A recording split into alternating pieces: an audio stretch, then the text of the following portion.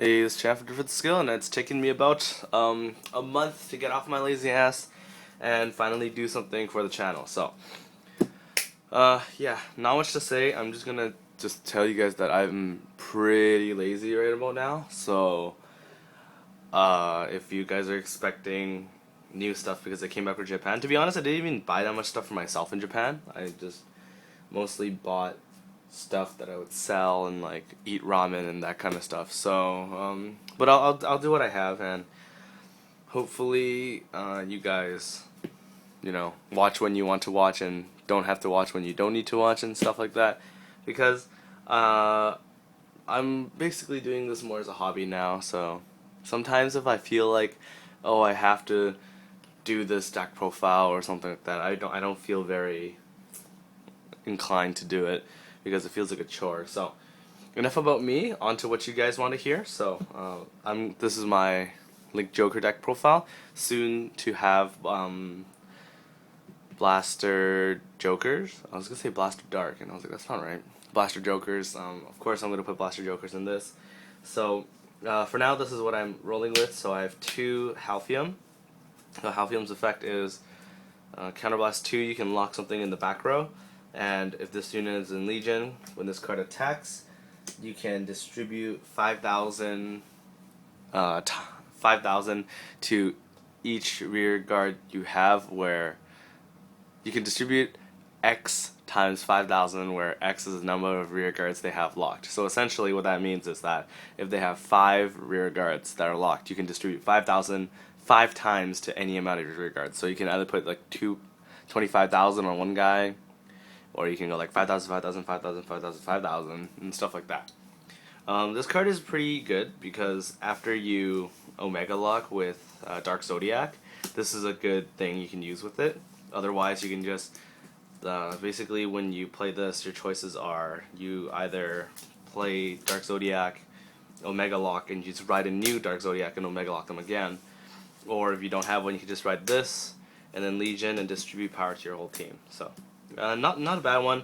This card is pretty affordable if you're on a budget. So, this card is actually really cost efficient, to say the least.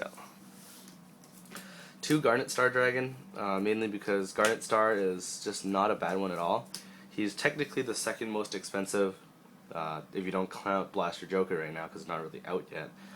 He's technically the second most expensive grade 3 because him and his pair cost like $10, I think, and which is like more expensive than most of the other legions. So Garnet Star Dragon's effect is that when you legion with it, you may lock 1 unit in the front and 1 unit in the back, and that's all it really does, and it gets plus 2k when it attacks the Vanguard. So standard trial deck ace card or grade 3, because this card is especially good when Blaster Joker comes out, since Blaster Joker has a search card that when you play it to rearguard zone, if they have 2 or more locked units, you can search Blaster Joker to your hand. And of course, locking with this is free, so you can just go like, lock 2, play that, search, and you don't have to waste Counterblast for stuff like Imaginary Plane, or even using a extra card with Dark Zodiac. So it's pretty good.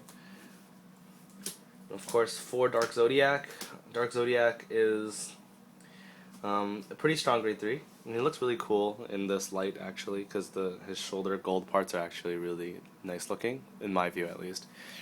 Dark Zodiac's effect is that it legions with Astro Reaper, which is this guy. And, excuse me.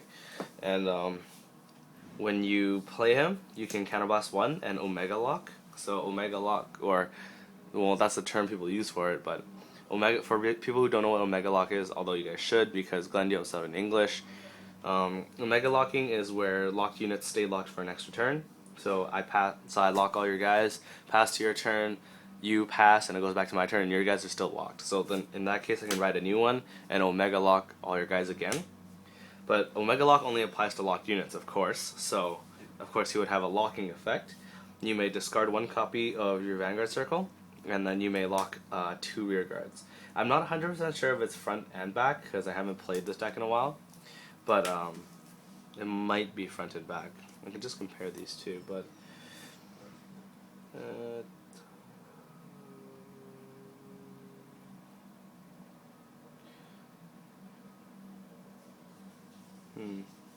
I don't know. I don't know. It could be anything. Wait. Wait. Okay, wait. This is front and back. I'm pretty sure this is front and back because it has the same text as this.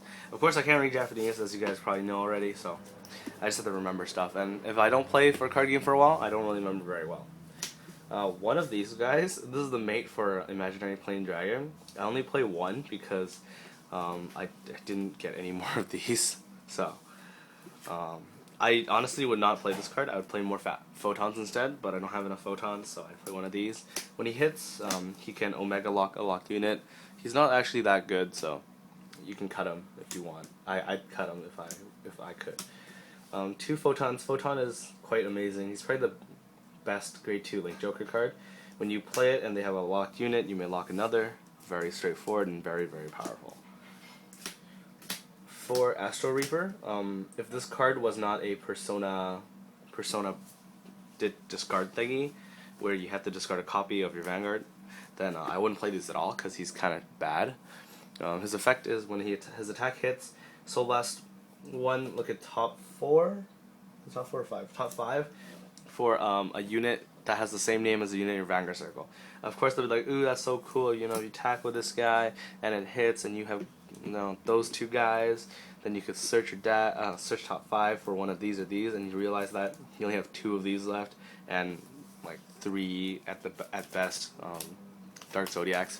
He's actually pretty bad, but I mean, you have to play him for discard fodder, so I almost never play him in the rearguard circle. 4 12k attackers, 2 of each, because I have the Legion one. Honestly, I don't like this art as much as this one, but I'll play this one because it matches with the Legion. Of course, this Legion's with this, by the way, if you guys didn't know. So 12k attackers is pretty standard in a format where, like in games where everything's 9k and everything's 7k, 12k attackers are quite strong. You just go 12k, attack your 7k, or 12k boosted by 7k, attack your 9k for 19. And it's just overall something that I think almost every deck should run 4 of, unless they have some reason not to.